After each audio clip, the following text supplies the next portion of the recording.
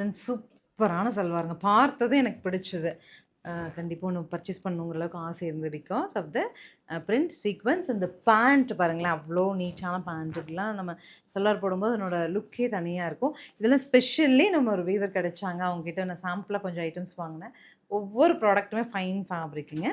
So இது என்ன price தான்? 1650 பட்ஜெட்டில் கலர்ஸ் அப்டேட் பண்ணுற பாருங்கள். பிடிச்சது.